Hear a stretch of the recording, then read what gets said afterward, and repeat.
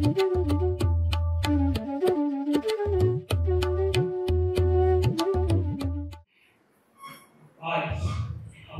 भाग्यशाली आहोत की आपण सगळेजण ऐकतात की YouTube वरचे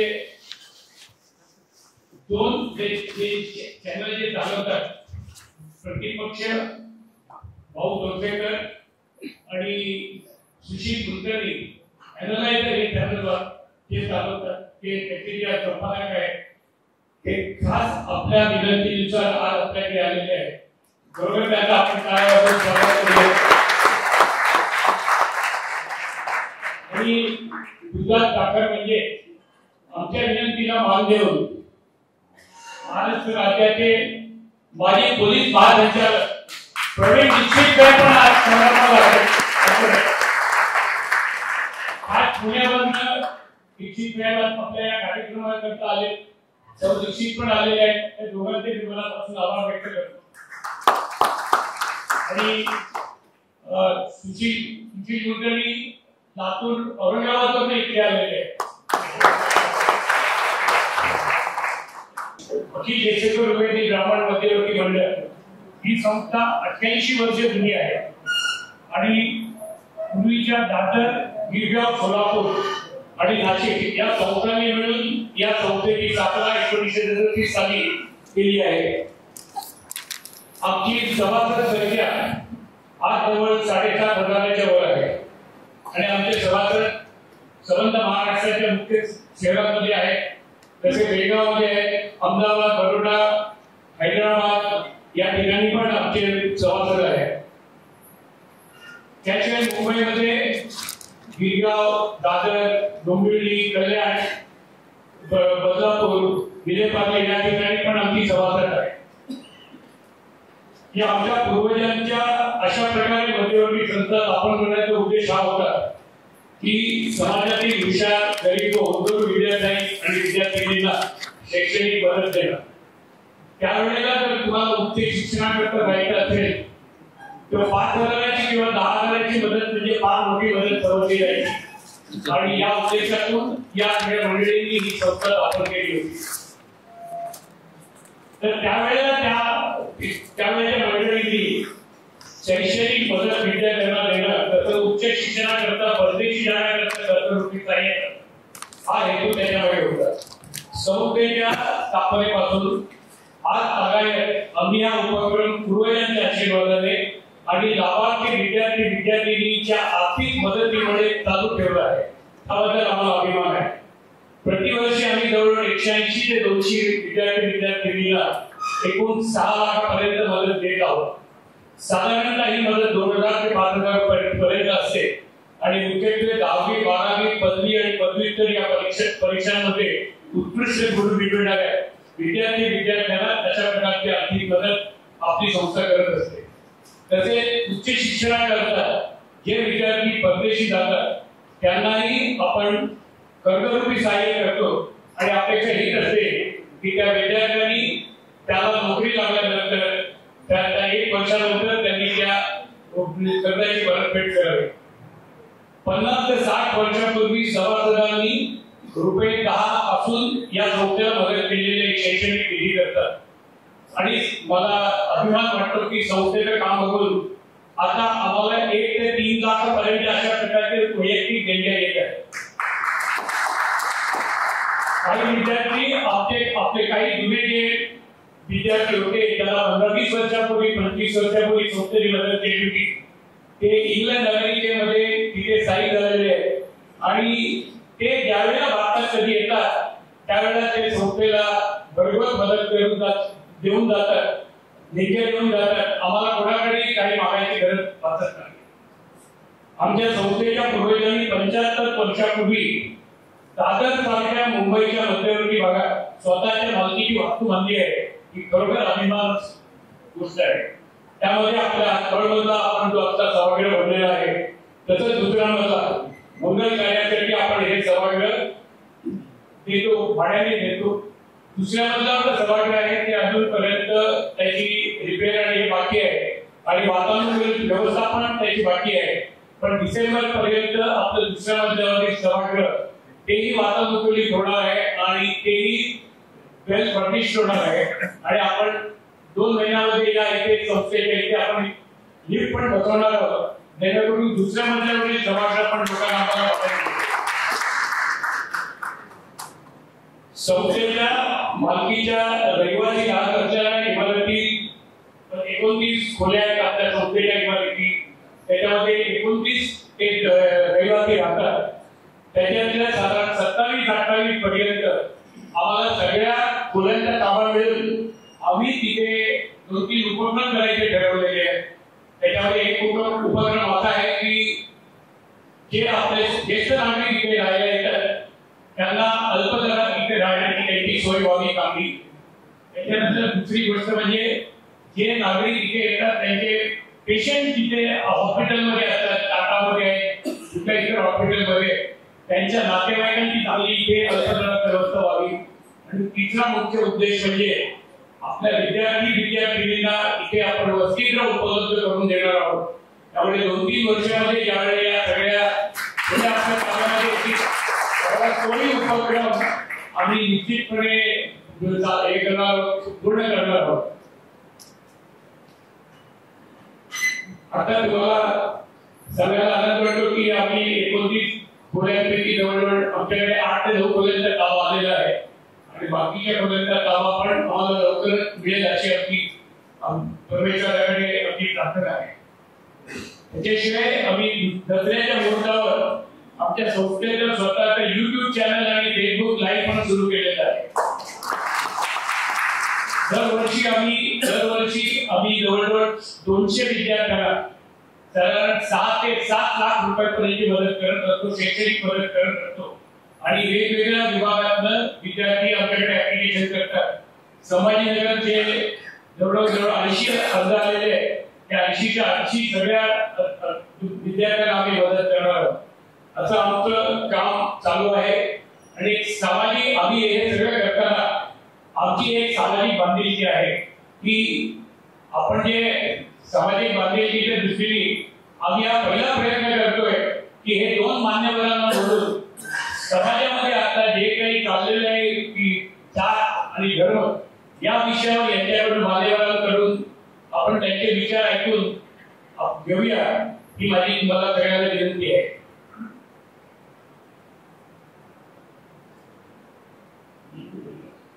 तर मला वाटतं की आपण काही भाग्यवान आहोत की आमच्या विनंतीनुसार या सगळ्या मान्यवरांनी आपल्या कबूल केलं आणि आपल्या सगळ्यांचे पण आभार एवढ्या मोठ्या संख्येने आपण इथे त्यांचे विचार ऐकायला आलेला. त्यामुळे मी तुमचा जास्त वेळ न दवडता मी आमचे कार्य मिलिंद सरदेशमुख यांना पुढील सूत्रे हातात देण्याची विनंती करतो. धन्यवाद. एक आठवण सांगायची की या वास्तूमध्ये बरेचशी मोठी मंडळी होती. एक नाव घ्यायचं झालं तर फार पूर्वी तशी संस्थेच्या पत्रात नोंद आहे, प्रति आत्रे आले होते आणि त्यांनी 1,500 रुपये देऊन त्या काळी परदेशी जाणाऱ्या विद्यार्थ्यांना स्कॉलरशिप सुरू करा म्हणून 1,500 ची देणगी दिली. त्याच्यामध्ये घरी माडगुळकर या वास्तूमध्ये येऊन गेले. असे प्रचंड मोठ्या हस्ती आपल्या वास्तूला पवित्र करून गेलेले आहेत. आता पुढची तयारी म्हणजे सन्माननीय प्रवीण दीक्षित जी आपल्या संस्थेचे ज्येष्ठ सभासद आहेत. सो वहिनी पण या ठिकाणी आलेली आहेत. त्यांचे स्वागत. आनंदाचे दीक्षित समाजाचा आनंद मिळतो गेली 60 वर्ष आणि तो आघाडीपणे सुरू आहे. त्यामुळे लेखन सन्माननीय आनंदाचे दीक्षित नाही करतात, प्रवीण दीक्षित साहेब येतात. प्रवीण दीक्षित साहेबांची ओळख सांगायची गरज नाही, आपल्याला महाराष्ट्र पण तरी सुद्धा औपचारिकता म्हणून मी या ठिकाणी ते पूर्ण करतो. पोलीस महासंचालक म्हणून त्यांनी ताकदीनं काम केलं. महाराष्ट्र शासनाचा एक दबाव होता, प्रवीण दीक्षित मंडळी बरोबर काम केलं आणि त्याचप्रमाणे महाराष्ट्र ऍडमिनिस्ट्रेटिव्ह ट्रिब्युनलमध्ये ते न्यायाधीश म्हणून काम केलेलं आहे. सावरकर स्मारक समितीचे अध्यक्ष म्हणून त्यांनी काम केलं. अनेक ठिकाणी त्यांचा स्पर्श झालेले अनेक संस्था आहेत आणि विशेष स्वरूपाची संस्थेला सध्याच्या जमान्यातलं लेखन करण्याचं काम त्यांनी करतात. सॉफ्टवेअर नवीन याच्यातले जे धोके आपल्याला सध्या मुळे होतात त्याच्याबद्दल जागरूकता करण्यासाठी ते नेहमी आपल्याला मदत करत असतात. मी सरांना विनंती करतो थोडासा औपचारिकता टाळून त्यांनी आपल्याला मार्गदर्शन केलं. थोडंसं डायसच असं घेता का पुढे? हां, म्हणजे मग असं एकदम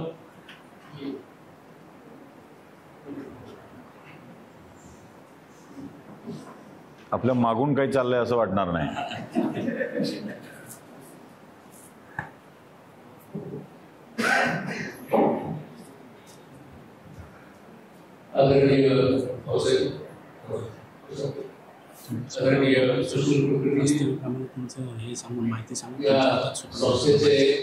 भाषण करायची का बोलायचं आहे? नाही नाही, एकमेकांशी बोलायचं आहे की भाषण करायचं? भाषण करायला लावा. सगळ्यात सोबत मी बोलतो भाऊ या मंडळाचे सगळे आपण सदस्य. नमस्कार. आज या 88व्या वर्षात पदार्पण केलेल्या संस्थेमध्ये मला आणि माझ्या मुलीला संधी दिल्याबद्दल मी संस्थेचा मनपूर्वक आभारी. या ठिकाणी माझा जो सहवास आहे हा जवळजवळ 1963 सालापासून आहे. आता त्यावेळेला कधी मावशीचं लग्न असेल, कधी मामाचं लग्न असेल, पण लक्ष्मीनारायण बाग म्हणजे आपला हक्काचं एक याचं ठिकाण त्यावेळेला सुद्धा होतं आणि इथे याचा नेहमीच आनंद होत असतो. आज मी सुरुवातीलाच म्हणतो त्याप्रमाणे या विपरीत परिस्थितीतून 1947 पासूनच आपला समाज गेलेला आहे. तोपर्यंत वेगळं सांगायची आवश्यकता नाही. कदाचित आपले आई वडील, कदाचित आपले आजी आजोबा, कदाचित त्यावेळेचे आणखी जे कोणी असतील, त्या सगळ्यांनी जी एक अत्यंत भीषण अशा प्रकारची आपल्याला आलेली परिस्थिती, त्याला आपण अत्यंत धाडसाई सोडून दिलेलं. नुसतं सोडून दिलेलं नाही, तर स्वतःची वैयक्तिक प्रगती करत असताना आपली जी मूल्य होती, ती मूल्य ही आपण प्रामाणिकपणे जपलेली आहेत आणि तीच मूल्य आपण आपल्या नवीन पिढीलाही यशस्वीपणे दिलेली आहेत. आज जो आपला नवीन तरुण समाज आहे, त्या तरुण समाजाला आपण जास्तीत जास्त या मंडळाबरोबर असोसिएट करणं, त्याला जोडणं आवश्यक. म्हणजे कदाचित कुठे असतील नायराची शेवटी आपल्याला निरोप देते, कसं आहे की ज्या ठिकाणी आपली वृत्ती असेल त्या ठिकाणी जाणं हे भाग आहे आणि त्याप्रमाणे आपण जात राहतो, आपली मुलंही जात राहतात. पण तरी देखील तंत्रज्ञानाच्या मदतीने आपण त्याला आपल्या मंडळाबरोबर जोडणं गरजेचं आहे. त्यासाठी आपल्या सगळ्यांना विनंती करेन की आपण या मंडळाचे सदस्य आहातच, परंतु त्याचबरोबर आपल्या कमावणाऱ्या सगळ्या मुलांना देखील आपण या मंडळाचे सदस्य करण्याचा प्रयत्न करा. म्हणजे कदाचित परदेशात असतील, कदाचित महाराष्ट्राच्या बाहेर असतील, कदाचित आणखी महाराष्ट्राच्या वेगवेगळ्या भागात असतील, काय हरकत नाही. पण तरी देखील त्यांना आग्रहाने सांगावं की असं एक यशस्वी मंडळ आहे, त्याचे मी सदस्य आहे किंवा होतो काय असेल, पण आता तू पण सदस्य होणं आवश्यक आहे. केवळ एक त्याची वर्गणी देणं नाहीये, हा एक आपल्याला स्वतःला असलेला एक तंतू आहे आणि त्या तंतूला बळकट करणं हा मुख्य मुद्दा आहे. मंडळाने माझ्यासाठी काय केलं याची तुम्हाला काळजी करू नकोस. मंडळ त्यांना काही गरज असेल त्याची मंडळ काळजी घेतच आहे. तू यशस्वी आहेसच, तू अजून प्रगती करणार आहेस, पण त्याचबरोबर ज्या लोकांना कोणाला गरज असेल त्यांना मंडळ आपल्या तर्फे योग्य आपण ऐकलं जवळजवळ 7-8 लाख रुपयापर्यंतची मदत यावर्षी करण्यात आलेली आहे. ती मदत अजून करणार आहे, अजून होणार आहे, पण ती देण्यासाठी म्हणून आपल्या सगळ्यांनी त्यासाठी अत्यंत स्वखुशीने, जसं आपण एखाद्या देवळातून ती रक्कम दान देतो किंवा आणखी इतर ठिकाणी दान देतो, त्याचप्रमाणे दरवर्षी शक्य असेल तर त्याच्यापेक्षा अगदी दर 6 महिन्यांनी पण मंडळाला आपल्यातर्फे आपण जी काय आपल्याला शक्य असेल ती भेटी द्यावी अशी मंडळातर्फे मी आग्रहाची सगळ्यांना नम्र विनंती करतो. आज परिस्थिती अशी आहे की आपल्या जे काही आपले नम्रता किंवा कोणाला उलट उत्तर न देणं, तर मोठ्यांचा आदर राखणं, हे जे आपल्याला गुण म्हणून सांगितलेले होते ते गुणच जणू काही आपल्याला अवगुण झालेले आहेत. लोक आपल्याला ते काय वाटेल की टीका करत असतात, कुठल्याही प्रकारचे आरोप करत असतात. आपण फक्त कोणी आरोप केले की दुसऱ्या बाजूला तोंड करतो आणि त्या ठिकाणून दुसरीकडे जाण्याचा प्रयत्न करतो. मला असं वाटतं की आता वेळ अशी आलेली आहे की आपण देखील बोलकं व्हायला पाहिजे आणि त्याचबरोबर आपण एक थोडंसं निगरगट्टही व्हायला पाहिजे. आपल्यावरती कोणी टीका केली म्हणून आपण आपलं मनोधैर्य कमी करून जाणार नाही. आपण हे त्याला खंबीरपणे तोंड द्यायला पाहिजे. बरोबर आहे की आपण त्याला प्रत्येकाशी भांडण्याची गरज नाही किंवा आपल्याला भांडायला वेळच नाही. आपल्याला प्रगतीच करायची. आपण गेले 70-80 वर्ष जे काय आहोत ते केवळ प्रगती करूनच ह्या ठिकाणी आलेलो. आपल्यापैकी प्रत्येक जण मला कल्पना आहे अत्यंत उच्च अशा ठिकाणी पोहोचलेला आहे आणि त्याच्या मागे त्यांचे प्रामाणिक गुण आहेत, प्रामाणिक कष्ट आहेत. पण त्याचबरोबर या ज्या नवीन गोष्टी आहेत त्यालाही आपल्याला तोंड द्यावंच लागेल. दुसरं असं आहे की मी आपल्या सगळ्यांना आग्रहाची विनंती केली की तुम्ही जास्तीत जास्त तंत्रज्ञानाचा फायदा उठवा. आपल्यापैकी ज्यांना अजूनही नवीन तंत्रज्ञानाची भीती वाटत असेल की एकमेकांना मदत करा, तरुणांकडून शिकण्यात काही वेळ नाही, त्यांनी त्यांच्याकडे शिकावं आणि नवीन जे तंत्रज्ञान येत आहे कदाचित आर्टिफिशियल इंटेलिजन्स असेल, कदाचित UPI असेल, कदाचित एलिमेंटरी वापरायला अशा प्रकारचा इंटरनेटचा वापर असेल. पण अजून देखील आपल्याकडे बरेच असे असू शकतात की जे त्या तंत्रज्ञानापासून थोडेसे विसरलेले असतात. तर त्यांना एवढी आग्रहाची विनंती आहे की तुम्ही तुमची भीती सोडा. तुम्हाला जी काही मदत लागेल ती तुम्हाला कोणाकडूनही मागायची असेल तर ती मागा. अगदी जरूर पडली तर कोणीतरी क्लास लावा, काही हरकत नाही. पण ते नवीन तंत्रज्ञान तातडीने आत्मसात करा. मला त्याची काय गरज आहे, माझं काम सगळं रोकडीनेच होत आहे, माझ्याकडे भरपूर मी पैसे ठेवलेले तेच वापरणार आहे. कृपया तुमची जोखीम वाढवू नका. हे पैसे तुमच्याकडे आहेत हे सगळ्यांना माहिती आहे. त्यामुळे तुमच्यावरती दलदा मारणारे पण खूप आहेत. त्याच्या पुढे म्हणजे अजून एक विनंती करणार आहे. भाऊच्या आपण आहे खूप सुंदर. आपल्याला सगळ्यांना कल्पना आहे 7 ऑक्टोबर 2023 हा दिवस जगाच्या वातावरणामध्ये, राजकारणामध्ये, भौगोलिक सगळ्याच दृष्टीने फार वेगळ्या प्रकारचा ठरला. हमास या टेररिस्ट ऑर्गनायझेशनने इस्रायलवरती हल्ला केला आणि त्याच्यामध्ये जवळ अनेक जण मेले आणि जवळ 1200-1300 लोकांना ते ओलीस घेऊन गेले. आजही त्याचे अनेक जण अजून सोडलेले नाही, कदाचित आता सोडलेले. आपण त्याची वाट बघतोय. तर आपल्याला विचार असं वाटेल की मग इस्रायल हा सगळ्या जगामध्ये जी मोसाद म्हणून संस्था आहे, गुप्तहेर संस्था आहे, ती जर इतकी प्रगत आहे त्याच्यावरती हा अशा प्रकारचा हल्ला कसा काय होऊ शकतो. मित्रांनो, त्याचं कारण एकच आहे आणि ते म्हणजे आपल्याकडे असलेले काही गुण किंवा अवगुण आहेत. आणि त्याचा एक अवगुण असा आहे की आपण दुसऱ्यांवरती अवलंबून राहतो. कशासाठी? इस्रायली लोकांच्या घरामध्ये काम करणारे जे सगळे तिथल्या मेड सर्वंट्स असतील, कुक्स असतील, ड्रायव्हर्स असतील, अमुक असतील, हे अनेक लोक हे पैशातून येत होते. त्याचाच अर्थ काय होतो? तुमच्या घरामध्ये काय होतंय काय नाही याची खरा माहिती तुमच्या संपूर्ण तुम्ही देत होता. आज भारतामध्ये सुद्धा, मुंबईमध्ये सुद्धा आपण आपल्याकडे परीक्षण करून बघा. आपल्या घरामध्ये आपण कामाला ठेवलेली बाई, आपण कामाला ठेवलेला माणूस हा बांगलादेशी तर नाही, हा रोहिंग्या तर नाही ना. हा नाव बदलून तुम्हाला सोयीस्कर वाटतं म्हणून त्यांनी कोणी दक्षिण नाव घेतलं असेल, कोणी आणखी काय नाव घेतलं असेल आणि हेच लोक तुमच्या घरामध्ये काम करतात आणि तुम्हीच त्यांना आपण बोलून आपली सगळी माहिती देत. आज सगळ्या प्रकारची गॅजेट्स उपलब्ध आहेत.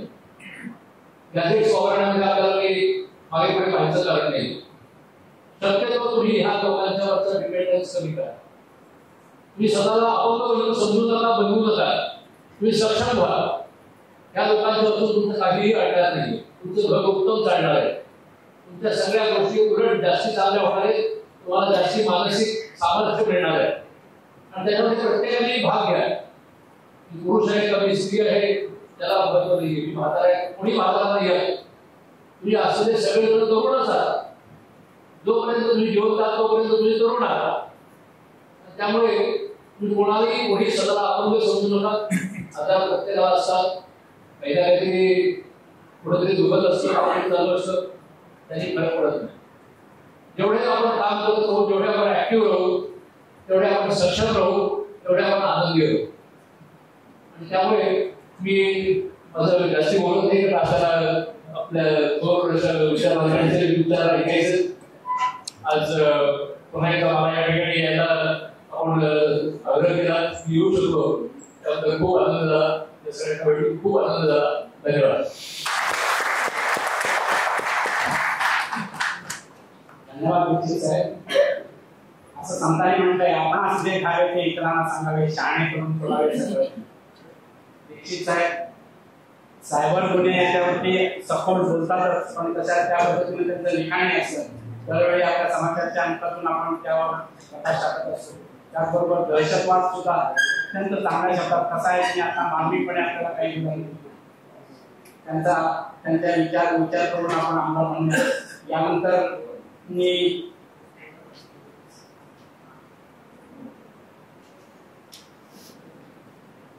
मुख्य कार्यक्रमाला सन्माननीय सुशील बापूसाहेब कुलकर्णी मुळगाव रेणापूर आहे. त्यांची ओळख मला सांगायची गरज नाही. माझी विशेष या ठिकाणी आली आहे की मला म्हणाली कार्यक्रम कुठला आहे. मी म्हटलं भाऊ तोरसेकर आणि सुशील कुलकर्णी यांचा आहे. ती म्हणे आज लवकर जा आणि तयारी करा मी कार्यक्रमाला येणार आहे. कारण असा एकही दिवस जात नाही की भाऊ तोरसेकर आणि सुशील कुलकर्णीला ऐकले होते. कदाचित माझं जेवण उशीर सुरुवात करतो. मी सुशील कुलकर्णी साहेबांसोबत थांबतो. सध्या कार्यरत छत्रपती संभाजीनगर मागे 12 वर्षापासून रेणापूर लातूर सोलापूर बीड मुंबई संभाजीनगर या शहरात काम केले आहे. अॅनालायझर या नावाने सध्या हिंदी आणि मराठीमध्ये युट्यूब चॅनल चालवत आहे. त्यासोबत एक धार्मिक विषयाचे रिमाइंड चॅनल देखील सुरू केले आहे. दोन्ही भाषेत मिळून 9,65,000च्या वर सबस्क्रायबर आहेत. संख्या 42 कोटीच्या वर आहे. 17व्या वर्षापासून 1995 सालापासून ते पत्रकारिता आहे. तरुण भागात सोलापूरसाठी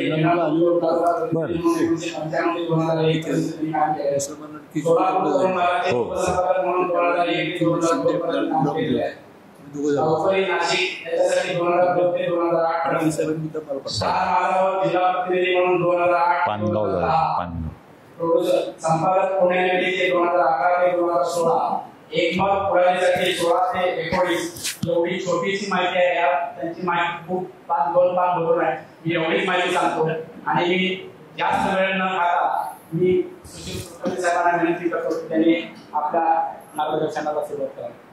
दीक्षित सरांनी भाषण थांबवता थांबवता एक शब्द बोलला आणि ते म्हणाले की थोर विचारवंत बोलणार आहेत. ते मला असं कोणी थोर वगैरे म्हटलं की भीती वाटायला लागते. खरं तर थोरपण काय असतं हे दीक्षित सरांच्याकडून शिकावं. अधिकार त्यांचा आहे. मुळात ते प्रवीण आहेत. दुसरी गोष्ट दीक्षित आहेत. थोरपण त्यांच्याकडे असताना सुद्धा दुसऱ्याला थोर म्हणण्याचा थोरपणा ना हा असा असतो. आणि दुसरे बसलेत ते भाऊ ज्यांचे 50 खोके पूर्ण झालेत म्हणजे प्रेक्षकांचे. म्हणजे मला अजून जायचं आहे. या दोन मोठ्या माणसांच्या समोर बोलायचं जरा अवघड असतं. आणि आजकाल या मागच्या वर्षात कॅमेऱ्याकडे बघून अंधारात बसून बोलायची सवय जास्त लागली आहे.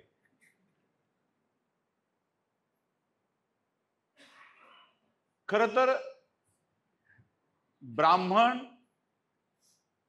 समाज, महाराष्ट्राचं राजकारण, जात आणि धर्म अशा विषयावर बोलायला सुरुवात करताना मला दीक्षित सर माझ्या बाजूला आहे त्याचं खूप बरं वाटलं. प्रॉब्लेम काय माहित आहे, आपण त्यांचं थोरपण ते आयजी पदावरून निवृत्त झाल्यावर ओळखलं. आणि जेव्हा ते आयजी पदावर होते ना, काय फायदा दीक्षित असल्याचा? ब्राह्मणांचा काय उपयोग केला का? आपली माणसं असून काय उपयोग? अशी वाक्य बोलणारी आपणच होतो.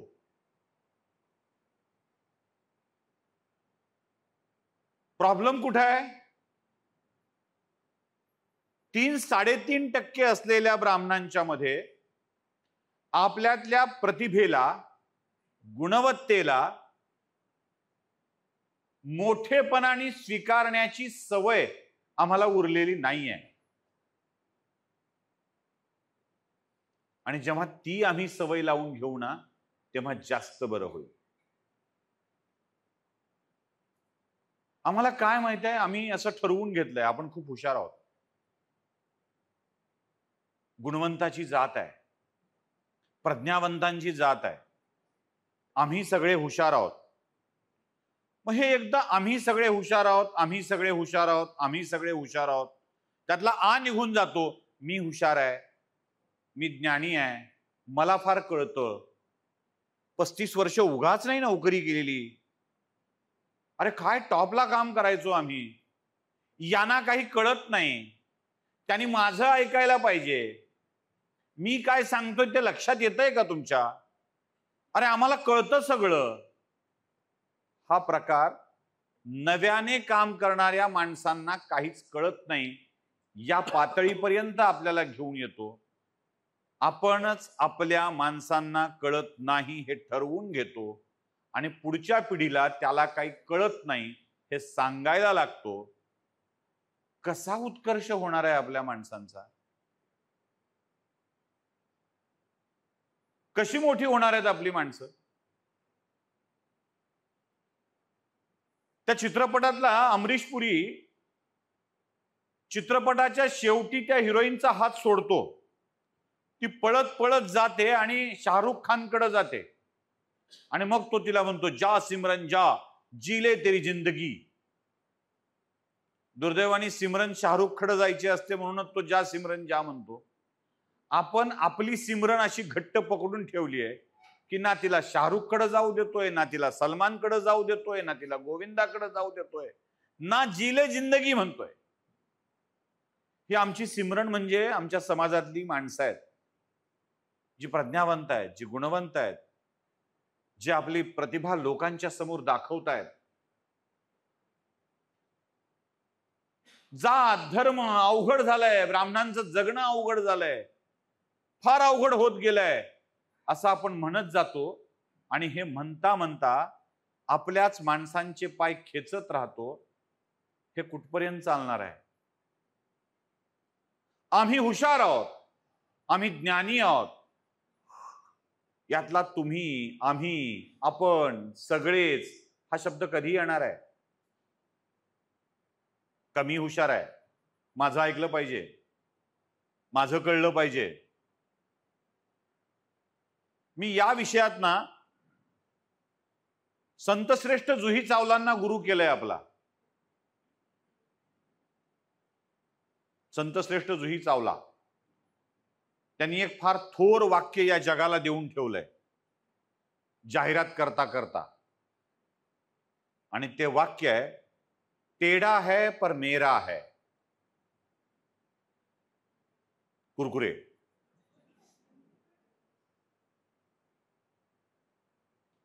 आम्ही सगळे हे वाक्य कधी रुजवून घेणार आहोत? कसा का असे ना, तो माझा आहे, आपला आहे, आणि आपल्या माणसाला पुढे जाऊ देणं हे माझं कर्तव्य आहे. हे कर्तव्य भान आपण विसरलो. ब्राह्मण श्रेष्ठपदी का होती? एक छोटीशी गोष्ट. एक अत्यंत जाड मुलगा आणि एक अत्यंत कृश मुलगा, दोघं सख्खे मित्र जंगलात जाऊ लागले. जंगलात शिकाऱ्यानं शिकारीसाठी एक मोठा खड्डा करून ठेवलेला होता. जाड्या पोरगा त्या खड्ड्याच्या तिथे गेला, पाचट ठेवलेलं असं, पाय ठेवला की ते तुटलं आणि पडलं खड्ड्यात. आता ते बारीक पोरग होतं ते वर थांबलेलं, खड्डा एवढा मोठा की वर येता येत नाही. मग काढायचं कसं? त्या वाळलेल्या पोरानं जंगलातल्या वेलींची दोरी केली, दोरी टाकली, दोरी खाली टाकली, पण या जाड्याला आपला देह वर उचलून घेता येणं शक्य नव्हतं. तो म्हणला काही कर राजा, मला ओढून काढ. तो खाली झोपला अक्षरशः जमिनीवरती आणि पूर्ण ताकद लावून त्यानं जाड्याला वर ओढलं. कमाल बघा, तो वर आला सुद्धा. याने त्याचे आभार मानले. मित्रा मैत्री निभावलीस म्हणाला. दोघं चालत चालत परत गावात आले. या जाड्यानं आपल्या घरी सांगितलं की यानं मला वाचवलं. घरचे म्हणले शक्यच नाही, तू खोटं बोलायला. हे 25 किलोचं पाप्याचं पितर, तू क्विंटलचं पोत, कसं काय ओढणं शक्य आहे? गावात 4 जणाला सांगितलं. गाव म्हणाले हे खोटं आहे. शेवटी हा जाड्या सांगतोय, तोही म्हणतोय खरं असेल कदाचित असं वाटून गावाने बघून आले. ती दोरी बिरी सगळं बघितलं. ते म्हणले खरं आहे राव. मग गावातल्या लोकांनी त्या छोट्या पोराला विचारलं, त्या वाळलेल्या पोराला विचारलं. अरे म्हणले अशक्यप्राय गोष्ट तू कशी काय शक्य केली? त्यांनी एका वाक्यात उत्तर दिलं आणि ते ब्राह्मण समाजाच्या यशाचं कारण आहे. त्यांनी सांगितलं त्या अख्ख्या जंगलात तू हे करू शकणार नाहीस म्हणणारा कुणीच नव्हता.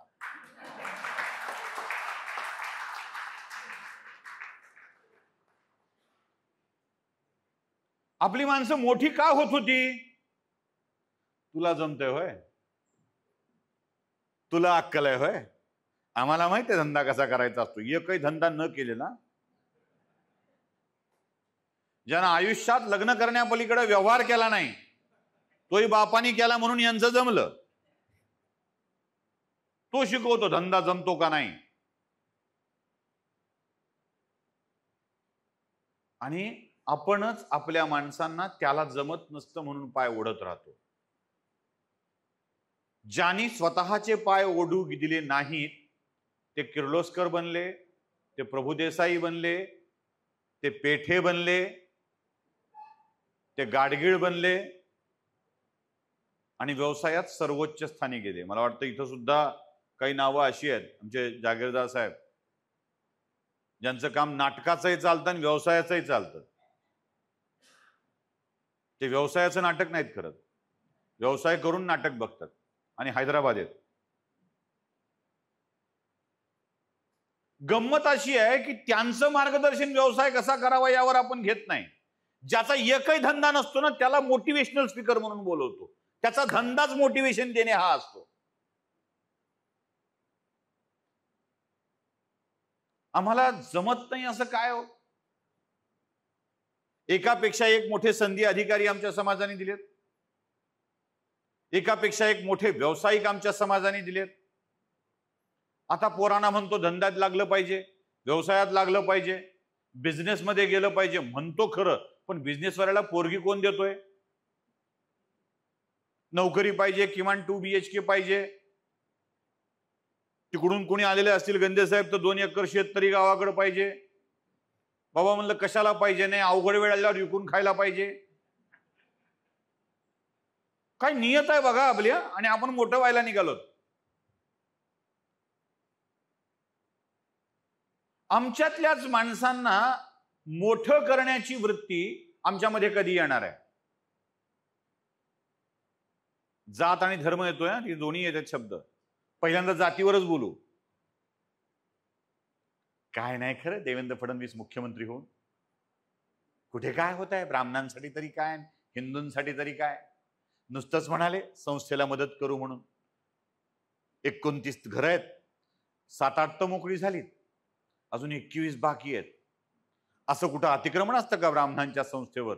आणि फडणवीसांना काय करता येत नाही, गृह खातं त्यांच्याकडे आहे असं म्हणणारे आपणच असतो.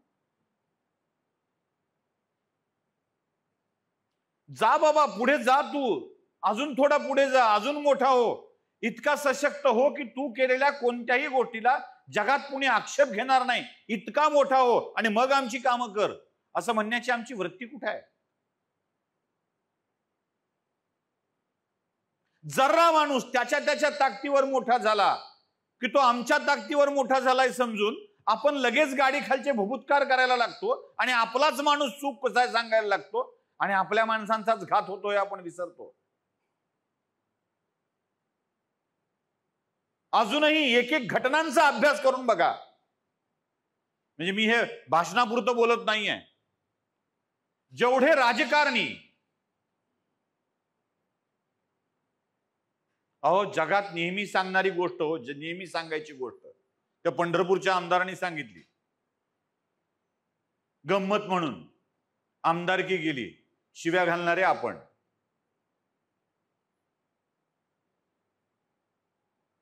खरं सांगू, ब्राह्मणांच्या मधल्या राजकारणाच्या इच्छेला मारणारे आणि ब्राह्मणाला मारणारे, ब्राह्मणांच्या प्रगतीला मारणारे दुसरे कोणीच नाहीत, ते ब्राह्मण आहेत. बुद्धिभेद करणाऱ्या माणसांनी, आपण नेहमी म्हणतो कम्युनिस्टांनी बुद्धिभेद केला, भाऊ जास्त चांगलं सांगतील. भारतात कम्युनिझम आणणारा कोण? ब्राह्मण. सर्वाधिक समाजवादी नेते कोणते? ब्राह्मण. बुद्धिभेद कोण पसरवला? अहो तुमची बुद्धी एवढ्या अत्युच्च पातळीची होती की दुसरा कोणी भेद करू शकत नव्हतं. लोहे से लोहा काटता हे ओळखलं होतं आणि तुमच्यातल्या बुद्धीचा भेद करण्यासाठी तुमचं शस्त्र वापरण्यात आलं आणि बुद्धिभेद झाला. कारण काय ठाऊक आहे? कारण एकच आहे, आम्ही ज्ञानी आहोत हे सिद्ध नाही करता आलं ना, तर समोरचा मूर्ख आहे हे सिद्ध करायसाठी आपण धडपडतो. मग 4 जण मी ज्ञानी आहे हे सिद्ध करणारे माझ्या बाजूनी येत नसतील आणि मी अमक्याला मूर्ख म्हणणार असेल तर 4 जण ते मान्य करणारे सापडतात आणि त्या लोकसभेच्या सभापतीसारखं मला वाटतं, मला वाटतं होयचे बहुमत आहे, होयचे बहुमत आहे, ठराव संमत. तसा हा मूर्खचे बहुमत आहे, मूर्खचे बहुमत आहे, मूर्ख असल्याचा ठराव संमत. जेव्हा मला चांगलं म्हणणारी माणसं जास्त संख्येने येत नाहीत तेव्हा मी दुसऱ्याला मूर्ख सिद्ध करायला लागतो आणि दुसऱ्याला मूर्ख सिद्ध करण्यासाठीची आमची धडपड त्या बाजूनच बहुमत आम्हाला मिळवून देते आणि आमचं कामच मूर्ख सिद्ध करण्याचं चालतं. झालं, संपलं आमचं काम. आम्ही आमचीच माणसं संपवत जातो, दुसरं कोणीही संपवत नाही. दूरदर्शनवरची सिरियल लक्षात ठेवा, आमची माती आमची माणसं. आमच्या मातीला दुसरं कुणीच येत नाही, आमची माती करायला आमची माणसं पुरेशी आहेत. राजकारणात शिव्या ब्राह्मण खातो, समाजकारणात शिव्या ब्राह्मण खातो. जगात काय चुकीचं आहे, धर्मात काय चुकीचं आहे, शिव्या ब्राह्मण खातो, ज्याचा ब्राह्मणाचा दुरान्वयाने संबंध नाही. उगाचच बोखंडी हिची सवय आहे.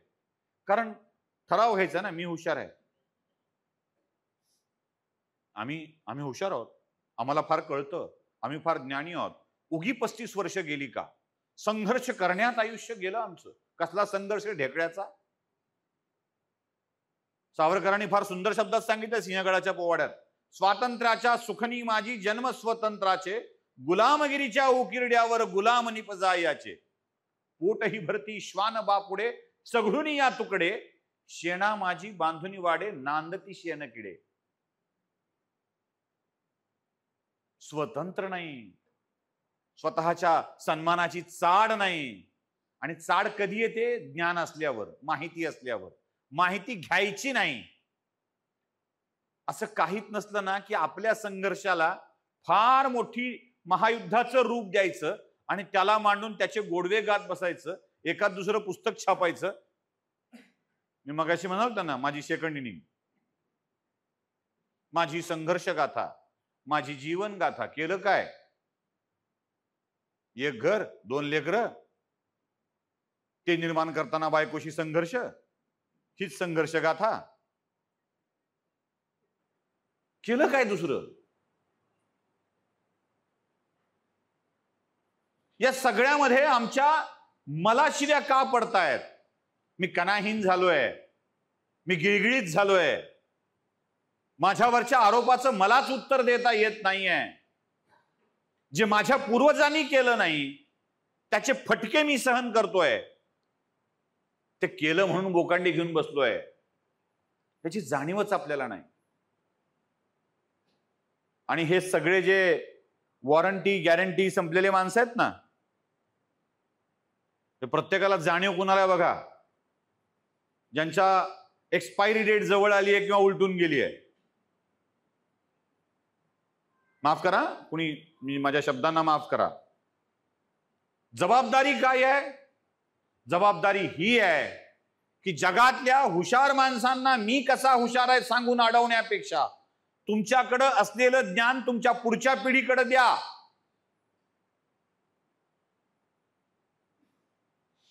माणसाचं व्याजापेक्षा मुद्दलावर, मुद्दलापेक्षा व्याजावर जास्त प्रेम असतं. तुमचं मुद्दल तुमचं पोरग आणि व्याज नातू आहे, त्याच्याकडे तरी किमान द्या. पोराला देता आलं नाही तुम्हाला तर तुमच्या उज्ज्वल परंपरेची माहिती त्याच्यापर्यंत तरी पोचवा, म्हणजे तो आणि तुम्ही मिळून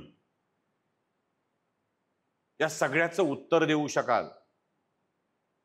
भविष्यातला काळ तर खूप कठीण आहे,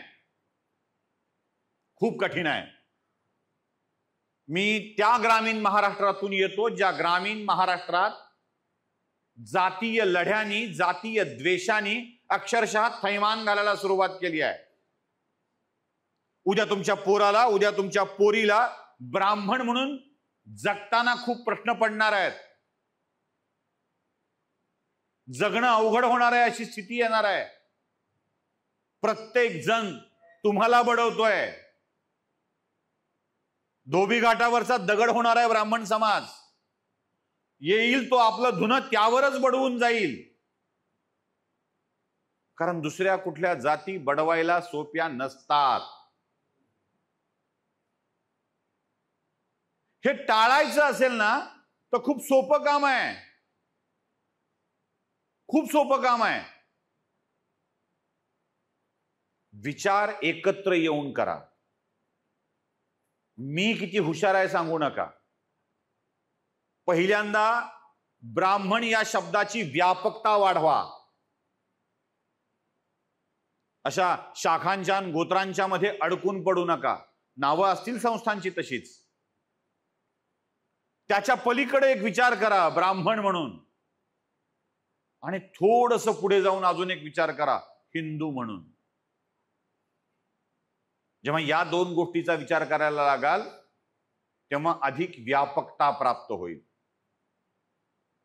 आपल्या माणसांच्या मार्गातील दगड बनू नका, काटे बनू नका. तो जातोय ना जाईल. मूर्ख असेल आपल्या मरणाने मरेल, हुशार असेल आपल्या बुद्धीने पुढे जाईल. गरज पडली तर एक दोन विषयाची मदत करेल, न करेल. मला सांगा, इथं बसणाऱ्या अनेकांचं आपल्या पोराशी जमतं का? अनेक जण असतील की एका पोराशी जमतं, एका पोराशी जमत नाही, वाद असतात, काहीतरी वाद असतात. पोराशी नसले सुनेशी असतात, काहीतरी मतभेदाचे मुद्दे असतात. पोराशी पटलं नाही म्हणून पोराचं वाटोळं व्हावं अशी कृती करतो का आपण? जग बाबा, तू तुझा जग म्हणतो ना पोरांना. जर आपल्या लेकराच्या बाबतीत तू तुझा जग बाबा अशी भूमिका घेत असेल तर आपल्या लोकांच्या बाबतीत अशी भूमिका का नाही घ्यायची? का विरोधक बनून जायचं? कशासाठी जायचं? कारण भविष्यातलं राजकारण हे तुमचा नेता पुढे जात राहील आणि तो पुढे जाऊ नये यासाठी तुम्हाला टार्गेट केलं जाईल. बरं, अगदी प्रामाणिकपणे सांगा, कितीही ठरवलं तुम्ही की आपल्यातल्या माणसाला पाडायचंय, तर एवढी क्षमता आहे का आपल्यात की आपण राजकारणाचं चित्रच बदलू शकतो संख्यात्मक दृष्ट्या? मुंबईतला एखादा मतदारसंघ असेल, पुण्यातला कोथरूड असेल, कसब्यात फार फार तर धुकधुक दिसू शकते. मग अशी शक्यता नसताना जे आपले आहेत, जे आपल्या बाजूनं आहेत, त्याच्या मागे भक्कमपणे उभे न राहता या सगळ्या जातीयवादाचे बळी का पडतोय आपण? का लोकांचे आरोप सांगावर घेतोय? कशासाठी घेतोय? आणि जर घेतोच आहे तर उत्तर का देत नाही आहोत? काय वस्तुस्थिती आमची? खरंच ब्राह्मण एवढी क्रूर होती का? खरंच सगळं ब्राह्मणांनी केलंय का?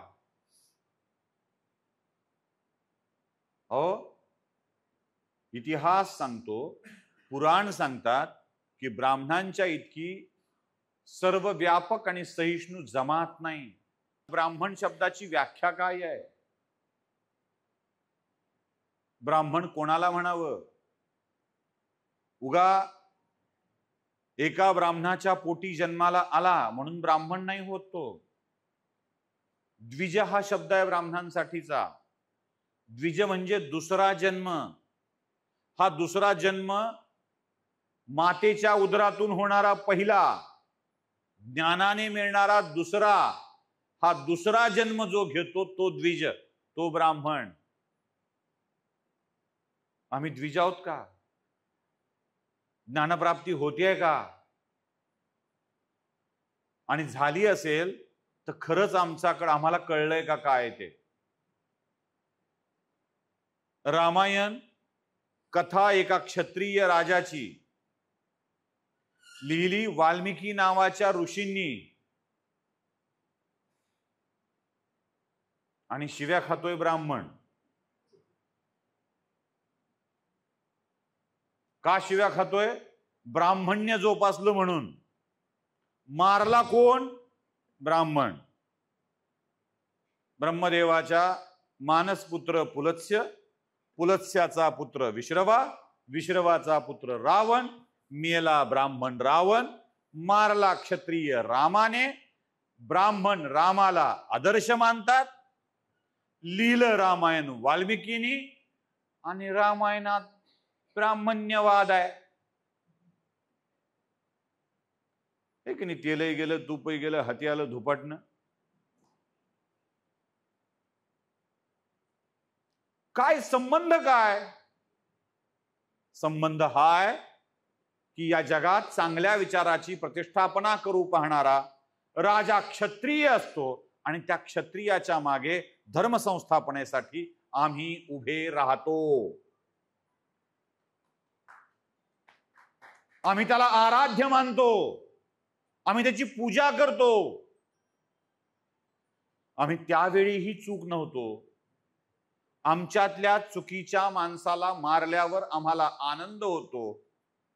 आणि हजारो वर्षापासून रावणासारखा उन्मत्त, आतताई, मत्तकामी, अहंकारी ब्राह्मण मारल्या गेल्यावर आम्ही दरवर्षी त्याला जाळून आनंद व्यक्त करतो की आमच्या रामाने आमचाच रावण जाळला, मारला.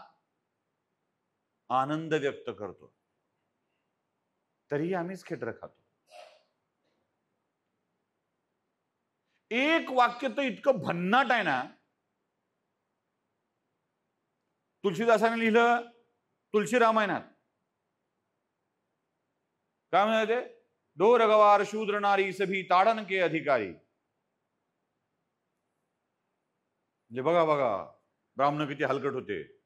त्यांनी मनुस्मृतीत लिहून ठेवलं, ढोर गवार शूद्र नारी सभी ताडन के अधिकारी. इतकं इतकं इतकं इतकं इतकं भयंकर डोक्यात घुसवलं आमच्या. ढोर गवार शूद्र नारी सभी ताडन के अधिकारी मनुस्मृतीत लिहिलंय. मनुस्मृतीनुसार हे लिहिलं गेलेलं आहे. भयंकर आहे हे सगळं. प्रश्न पडला, ढोर गवार शूद्र नारी सभी ताडन के अधिकारी हा शब्द अवधी भाषेतला, ह्याचा मनुस्मृतीचा काय संबंध? आणि मग आम्ही कोणत्या उज्ज्वल परंपरेला मानणारे आहोत? यत्र नार्यस्तु पूजन्ते रमन्ते तत्र देवता. ही उज्ज्वल परंपरा मान्य असलेला हिंदू धर्म आम्हाला मान्य आहे. हे असले ढोर गवार शूद्र नारी असलं मनुस्मृतीत लिहिलेलं आम्हाला मान्य नाही. ही चप्पल काढून मारावं वाटते ना. ढोर गवार शूद्र नारी सभी ताडन के अधिकारी हे वाक्य मनुस्मृतीतलं नाही. यत्र नार्यस्तु पूजनते रमनते तत्र देवता हे वाक्य मनुस्मृतीतलं आहे. मनुस्मृतीतल्या त्या वाक्याला मानणारे मनुस्मृती हलकट म्हणतात आणि मनुस्मृतीत नसलेलं वाक्य मनुस्मृतीत घालून मनुस्मृती फालतोय म्हणून सांगतात. नालायकपणाचा कळस आहे. बर, या वाक्याचा तरी अर्थ काय? हे मुळात अवधी भाषेतला आहे. ताडन या शब्दाचा अर्थ मारणे असतो असं कोण सांगितलं? वो सामने से गुजरी मैं ताडता रहा. कळलं काय असं ताडनचा अर्थ? ताडना, एकटक बघत राहणे. मुळात त्याच्या पुढे अधिकारी हा एक शब्द आहे. मला वाटतं शिक्षेचा अधिकारी कुणी नसतो सर. शिक्षेस पात्र असतो, शिक्षेस लायक असतो, त्याची अवकात खेट राखण्याची असते. शिक्षेचा अधिकारी नसतो. अधिकार चांगुलपणाचा असतो, सन्मानाचा असतो. आणि हेच का ढोर गवार शूद्र नारी? त्याचं सोपं उत्तर आहे, ते ऑल टाइम प्रोटेक्टेड आहेत. ते नेहमी काळजी घेतली गेली पाहिजे. अज्ञान, हतबलता, कारण त्या काळात ज्या काळात तुलसीदासांनी लिहिलं त्या काळात आत्ताच्या सारखे सामाजिक समता, बंधुभाव, समरसता असल्या कन्सेप्ट नव्हत्या. ते आपलं जे गरीब आहे त्याला सांभाळावं, जे हतबल आहे त्याला सांभाळावं, या कॅटेगरीतलं होतं ते. त्या काळात फेमिनिस्ट नव्हते. चौथऱ्यावर का जाऊ देत नाहीत हा प्रश्न विचारत नव्हते. जायचं नाही म्हणत होते. कारण चौथऱ्यावर ओल्या कपड्यानं जायचंय. पुरुष ओल्या कपड्याने गेला फारसा फरक पडत नाही. आमच्यासारख्या ढेरपोट्यांची ढेरी दिसू शकते, तेवढाच काय तो संकोच. सुती कपड्यातली बाई ओल्या कच्च अंगानं चौथऱ्यावर जाईल आणि खालून लोक बघतील तर काय होईल विचार करा. म्हणून ओल्या कच्च अंगाने बाईनी चौथऱ्यावर जायचं नाही असं कुणीतरी ठरवलं.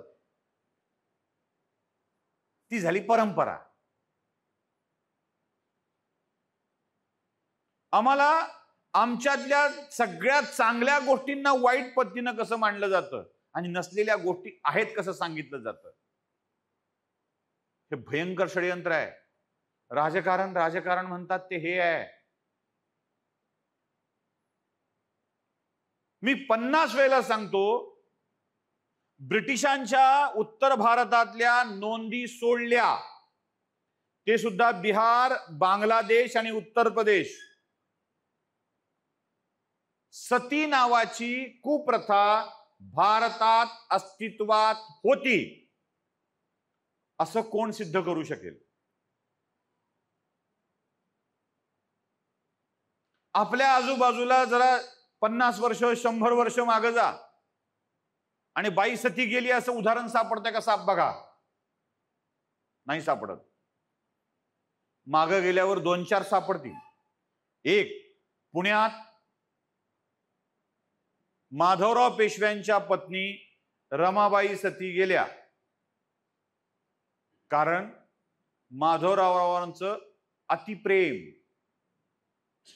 खूप प्रेमातिरेक आणि माधवरावांच्या नंतर अपत्य नसणे.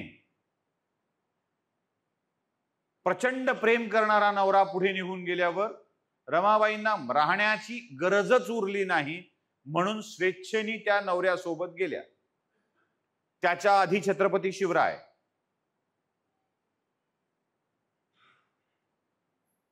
याच मधल्या काळामध्ये राजस्थानात जोहर. याचं कारण सन्मानाची रक्षा लांडग्यांच्या हाती पडून स्वतःच्या आयुष्याला खराब करण्यापेक्षा मेलेलं बरं म्हणून त्यांनी स्वतःला अग्नीत टाकून दिलं, झोकून दिलं. आणि त्याच्या आधी पांडूची बायको माद्री. अपराधबोध, नवऱ्याला हात लावू देऊ नकोस, मरून जाईल हे सांगितलेलं असताना सुद्धा मोहाच्या क्षणी नवऱ्याच्या जवळ गेली आणि नवरा मेला. अपराध बोध हे कारण आहे. शितावरून भाताची परीक्षा करायची असते हे स्वयंपाकात ठीक आहे, समाजात नसतं. आणि याच शितावरून भाताची परीक्षा करायची असेल ना, तर स्त्रियांना अपमानाची वागणूक नव्हती. यासाठी मी तुम्हाला वंजळभर शिता आणून समोर ठेवतो. सत्यभामा युद्धाला जात होती, कैकेयी युद्धाला जात होती, भारती मंडन मिश्रण पतीसोबत विवाद करत होती. सगळ्या ऋषी पत्नी आपापल्या आश्रमांच्या मध्ये शिकवण्याचं काम करत होत्या. योद्ध्यांची नावं तर किती सांगावीत, त्यासाठी खूप वेळ जाईल, तो एक स्वतंत्र विषय आहे. मग या सगळ्या प्रकाराला आम्ही स्वतःला दोषी का धरतो? अरे आम्ही फुकट खेटर खायला नाही आहेत हे सांगायचं सोडून आम्ही आमच्याच माणसाचे दोष काढत निघालोत. माझा धर्म वाईट नव्हता, आम्ही हिंदू वाईट नाहीत.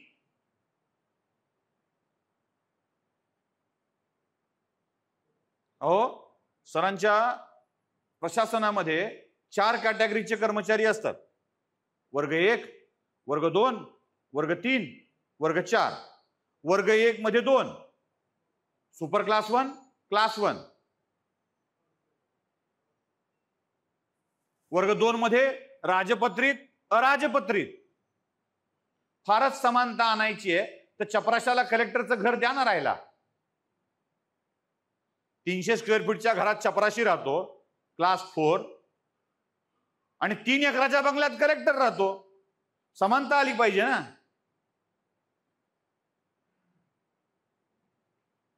मग दुसरं काय सांगितलं होतं वर्णामध्ये? ज्याला त्याला ज्याची त्याची कामं नियुक्त करून द्यावी, ती कामं करावीत. इकडे प्रमोशन आहे, तिकडे प्रमोशन आहे, डिमोशन सुद्धा आहे. विश्वामित्र ब्रह्मर्षी होऊ शकतात. कन्नौजच्या राजा गाधीचा पुत्र ब्रह्मर्षी होऊ शकतात. अयोध्येच्या राजाची पोरगी क्षत्रिय कन्या रेणुका जमदग्नीची बायको होते आणि परशुरामाची आई होते. ती समस्त ब्राह्मणांचं कुलदैवत होते, क्षत्रिय कन्या रेणुका. और जमदग्नींची आई स्वतः कन्नौजच्या राजा गाधीची पोरगी जी ऋषी ऋषिकांची पत्नी होते. आम्ही या समाजात मिसळून गेलेलो आहोत, मर्ज झालेलो आहोत. ऋषी शृंगांची आठवण ठेवा, ज्यांनी दशरथाचा पुत्रकामेष्ठी यज्ञ केला होता. त्यांची बायको शांता,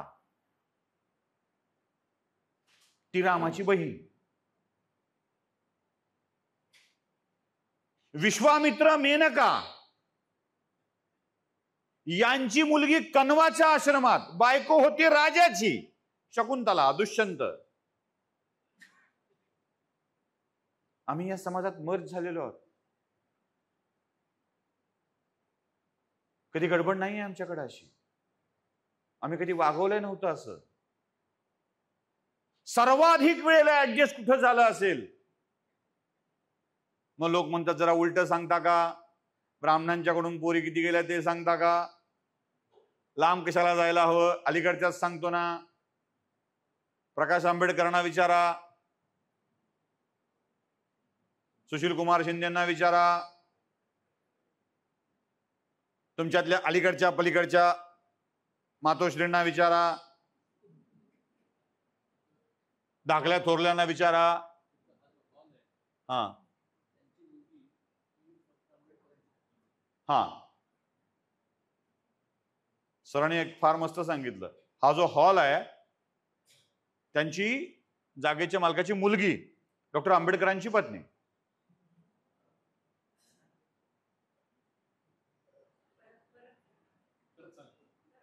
या हॉलच्या हा या सांगा सांगा ते कळू दे. त्यांना एक छोटा माईक होता ना इथे आपला.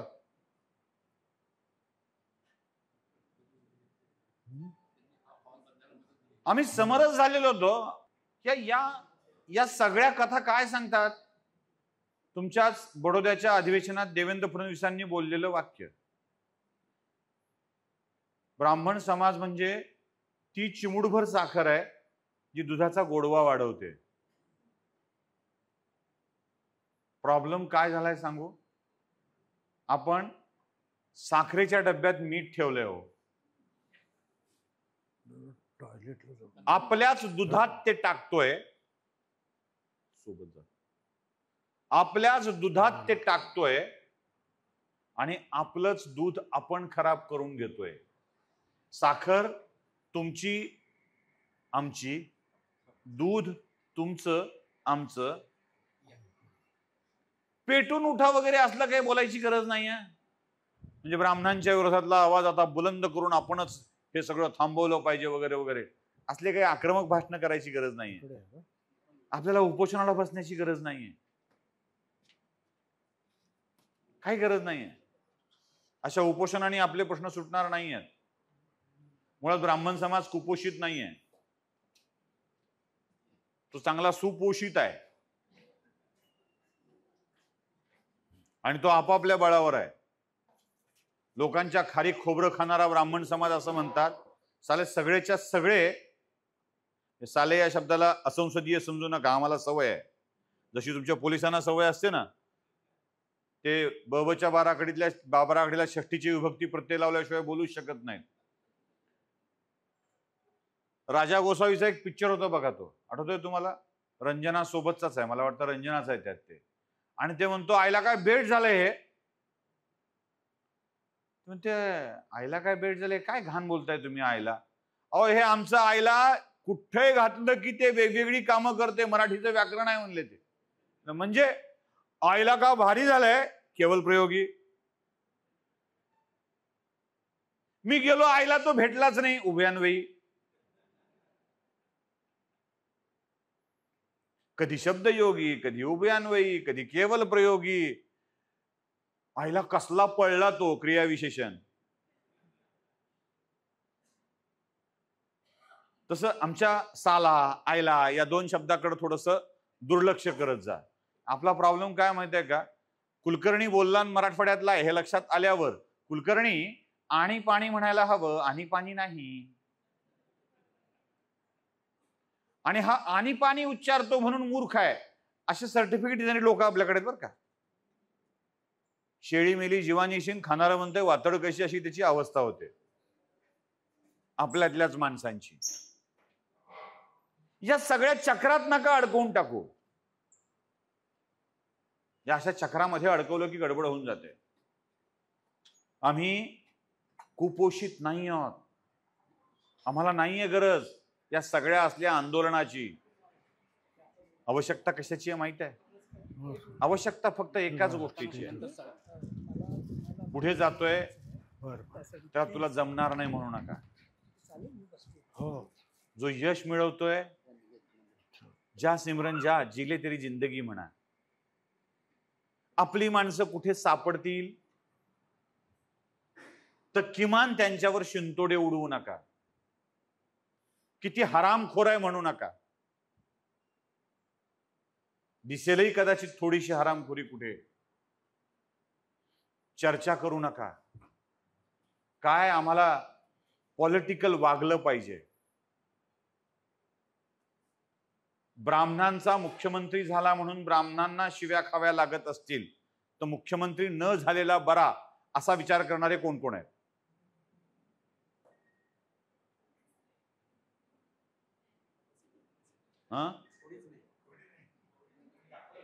नाही ना कोणी. खरंच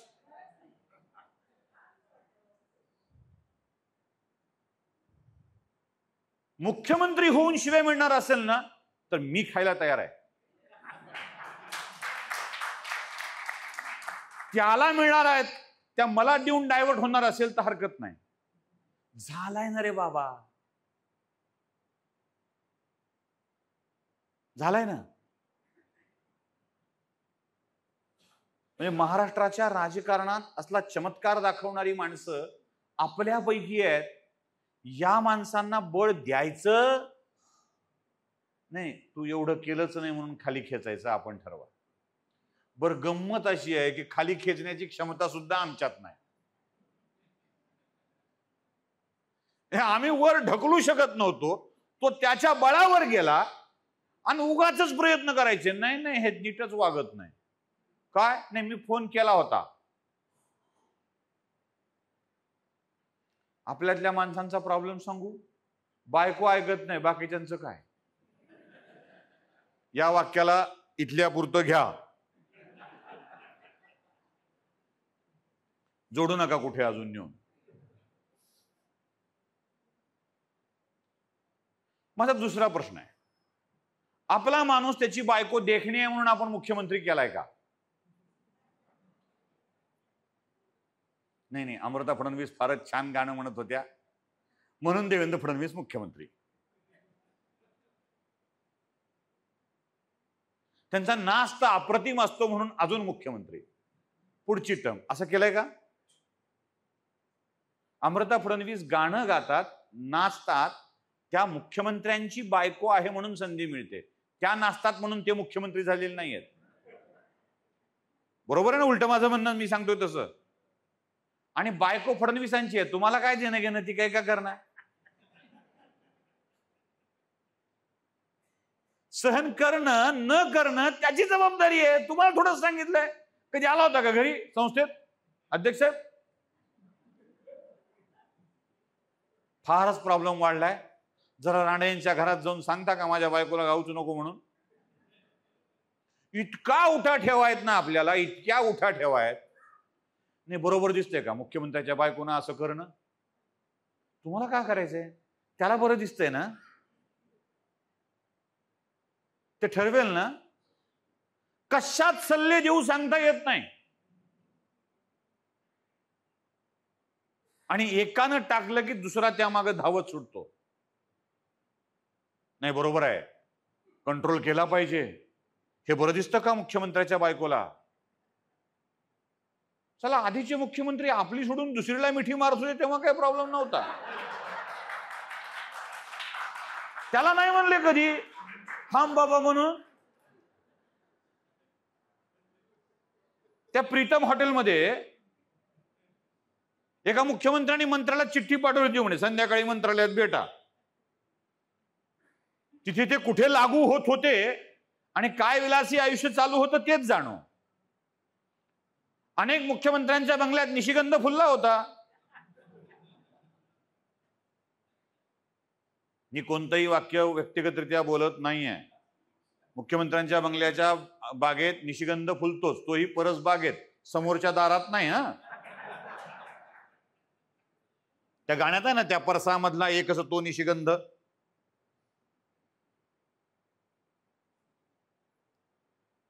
आम्ही तुम्ही तिथे नाही बोलत काही,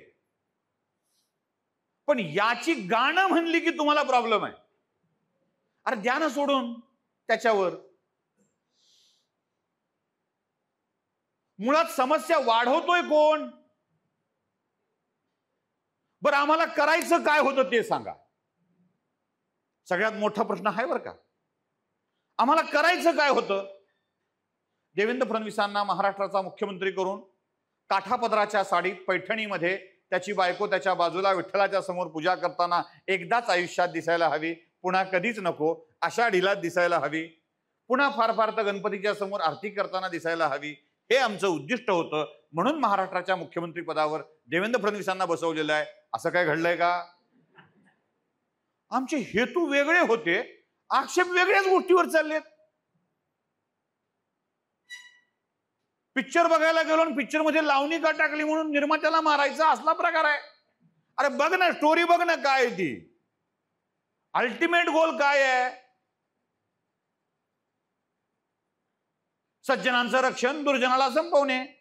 धर्माचं कार्य चांगलं चालेल, ते शासन धर्मकार्यास अनुकूल असेल यासाठीची जबाबदारी बघणे, हे आमचा गोल होता.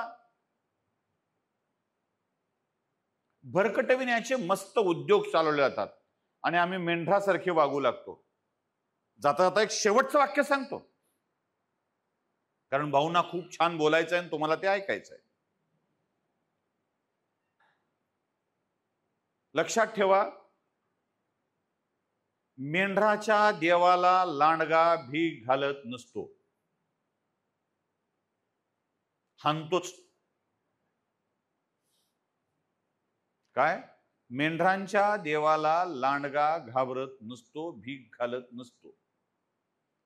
जगातले सगळे लांडगे तुमच्या देवावर तुटून पडलेत, तुम्ही मेंढर आहात का हे ठरवा.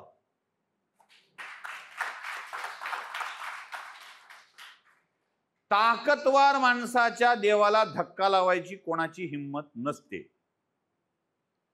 त्यामुळे अवघड झालंय.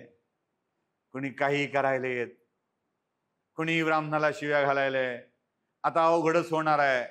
ब्राह्मण राहावं की न राहावं, सांगूच नये का, आडनाव बदलून घ्यावेत का, अशी प्रश्न आपल्याला पडायला लागतात. आम्ही हतबल होतो, मनात विषाद दाटून येतो. हा विषाद विषप्रयोगासारखा भयंकर असतो,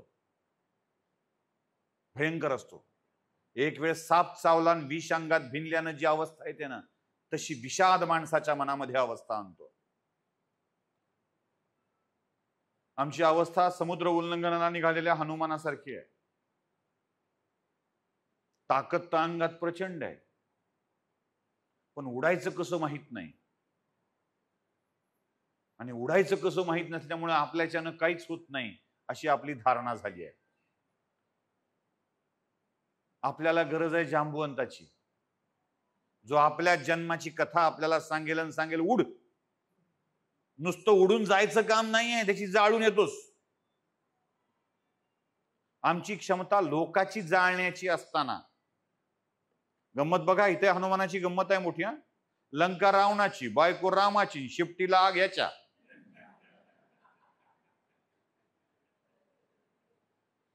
काय संबंध? बरं, हे नौकर सुग्रीवाचा, ती काही संबंध नाही. म्हणजे रामाचा नौकर होता म्हणून मालक म्हणला जा, असा काही संबंध नाही. म्हणजे उडून जाण्याबद्दलही चिंता, सगळंच चिंता. का बरं होती त्याच्या मनात ही? कारण मी रामकार्य करतोय, आणि रामकार्य करताना माझी शेपटी जळाली तरी हरकत नाही, कारण माझ्या जळालेल्या शेपटीनं दुष्टांचा विध्वंस होणार आहे, सज्जनांना सवत होणार आहे, बळ मिळणार आहे, ही हनुमंतांच्या मनातली धारणा होती. प्रसंगी माझं शेपूट जळालं चालेल, रावणाची लंका जाळल्याशिवाय राहत नाही, ही उमेद आपल्या मनामध्ये असली पाहिजे. आम्ही आग लावायलाच तयार नाहीत. आम्हाला लंका तर जाळायची, शेपटी शेप ठेवायची.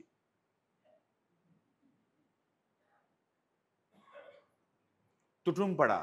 आम्हाला आमच्यातल्याच बुद्धिमत्तेची, आमच्यातल्याच शक्तीची जाणीव नाहीये, ती करून घ्या. अरेला कार्य करायला शिका. हे नरेटिव्हचं जग आहे. इथे तुम्हाला गुगलवर सर्च केल्यावर विरोधातल्या गोष्टी पावला पावलावर दिसतील, खऱ्या वाटाव्या अशा दिसतील. तिथेच प्रतिवाद केला पाहिजे, चुकला की ठेचला पाहिजे. तिथे प्रतिवाद करण्याची क्षमता आपल्या मनामध्ये असली पाहिजे. आणि ते करणार नसू ना तर काहीच उपयोग नाही. कारण तुम्हाला तरी किमान पुस्तकं वाचायची सवय होती. आता पोरं पुस्तकं सुद्धा त्याच लोकांची वाचतायत. तो कोणता एक इंग्रजी लेखक आहे साऊथ मधला, देवदत्त पटनायक. अत्यंत भ्रामक पद्धतीनं, गोड पद्धतीनं, शुगर कोटेड विष तो माणूस आपल्या धर्माच्या कथांच्या मध्ये ओततोय. कम्युनिझमचं विष तो यात तो ओततोय. आपल्या पोरांना इंटरनेटवरही तेच बघायला मिळणार आहे. उद्या पुस्तकही त्याच स्वरूपाची असणार आहेत. आणि कार्याध्यक्ष साहेब, आपण आणि अशा संघटना कितीतरी मासिकं चालवतात. किमान 15-20 पानांचं एक कलरफुल मासिक आपल्याकडे निघतं. त्यात सगळ्या संघर्ष योद्ध्यांची फोटो असतात. संघटनेसाठी काय केलं सांगणारे, संस्थेसाठी काय केलं सांगणारे, त्यात नेत्यांची फोटो असतात, देणगीदारांची नावं असतात, बहुतेक लग्न न झालेल्या पोरांचीच नावं असतात, पोरींची कमी असतात. त्यासोबत अजून एक काम करा. सगळ्या संघटनांना माझी विनंती आहे, सगळ्या संस्थांना माझी विनंती आहे, जे नियमित प्रकाशनं काढतात त्यांना विनंती आहे, याचा एक असा दस्तऐवज तयार करता येऊ शकतो की दर महिन्याच्या तुमच्या अंकात 4 खऱ्या कथा पुराणातल्या येतील, याची उत्तरं द्यायची आहेत. त्याला डिजिटली, तुमच्याकडे आता ऑनलाईनचं काम करणारी माणसं पण आलीत, त्याला डिजिटली इंटरनेटवर टाका. कोणी प्रश्न विचारला की उत्तरादाखल आपला ऐवज दिसला पाहिजे. आम्ही या इंटरनेटवर करण्यासाठी काही करत नाही आहोत, हा प्रॉब्लेम आहे. एकदा का सर्च वाढलं, सुशील कुलकर्णी का वाढला, भाऊ तोरसेकरांचं का बघितलं जातं, कारण ते तुम्हाला तुमच्या काही प्रश्नांची उत्तरं द्यायला सोपी होतं म्हणून तुम्ही सर्च करता. तुम्ही खूप लोकांनी बघितलंय म्हणून आम्ही पुन्हा पुन्हा समोर येतो, पुन्हा पुन्हा समोर येतो म्हणून पुन्हा पुन्हा बघता, आणि हे चक्र चालत राहतं. त्यासाठी पुन्हा पुन्हा सर्च होईल असा कंटेंट तयार करा, तो प्रकाशित करा, त्याला इंटरनेटवर टाका, वेबसाईट तयार करा. गया वो जमाना प्रिंटिंग का. आता वाचायला वेळ नाहीये कुणाला, कोण वाचताय? लोक भली मोठी पुस्तकं देतात. माझ्याकडे तर सेकंड इनिंग या नावाची 40 चरित्र ग्रंथ आहेत. माझी सेकंड इनिंग. आयुष्याच्या संध्याकाळच्या उंबरठ्यावर फंडाच्या पैशात आयुष्यभर कर्ज फेडून बांधलेल्या घराच्या समोर एक आराम खुर्ची टाकून ह्याचा फोटो असतो त्याच्यावर टाकलेला. हेच आयुष्याची इति कर्तव्यता, श्रम साफल्य.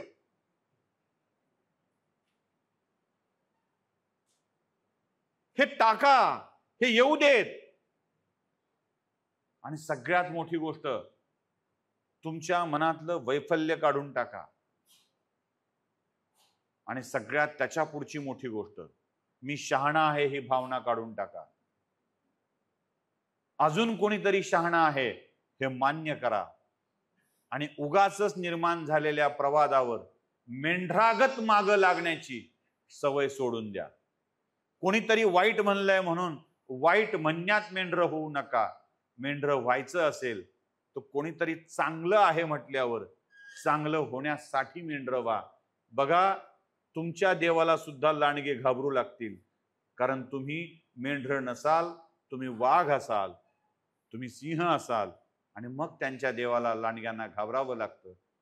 आपण ठरवायचंय या सगळ्या स्थितीत टिकताना आपल्याला काय व्हायचंय ते. या सगळ्या स्थितीला जबाबदार जर कोणी असेल तर ते आपण आहोत, आपण स्वतः आहोत. दुसरा कोणीही उद्धाराला धावून येत नसतो. असा उद्धार करायला आपण काही आकाशातल्या बापाची लेकरं नाहीत. तो आपल्या उद्धारार्थ धावून येईल आणि मग आपला उद्धार होईल. असं आपण आकाशातल्या बापाची लेकरं नाही आहोत. आपला बाप आकाशात नाही, आपला बाप इथेच आहे, आपल्या घरात असतो. आपण त्याची लेकरं आहोत. आणि आपला बाप आपल्याला काय शिकवतो, आपला देव आपल्याला काय शिकवतो, तर तू तुझं कर्म करत राहायचं आहे. उगाचच गीता वाचायची, गीता सार घरात लिहायचं. कर्मण्येवाधिकार असते मा फलेषु कदाचन, तू क्या साथ लाया था जो साथ लेके जाएगा, हे वाक्य म्हणायचं. आळंदीच्या काठावर, देहूच्या आळंदीच्या काठावर, इंद्रायणीच्या काठी कुणी नाही रे कोणाचं एकल्यानं जायचं, असा अभंग म्हणत पाठीवर भलं मोठं गठुडं घेतलेली माणसं सापडतात. आणि त्यांना प्रश्न विचारावा असतो, कुणी नाही रे कोणाचं एकल्यानं जायचं, मग एवढं मोठं गठुडं कशासाठी घ्यायचं? हा प्रश्न आम्हालाच उमगलेला नाही आहे.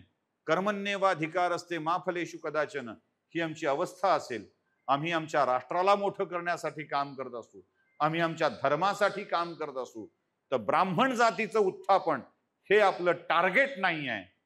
हिंदू धर्माची पुन्हा एकदा पुनर्स्थापना, आणि अशी पुनर्स्थापना ज्यात विद्वानांना सन्मान आहे, या धर्माची पुनर्स्थापना करणे हे आपलं उद्दिष्ट आहे.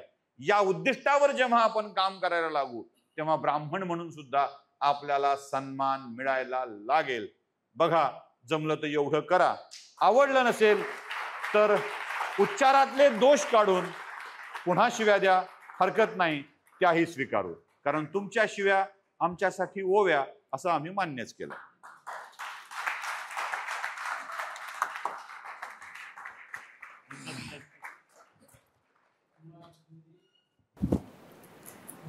पद्धतशीरपणे आपलं म्हणणं आपल्यापर्यंत हो.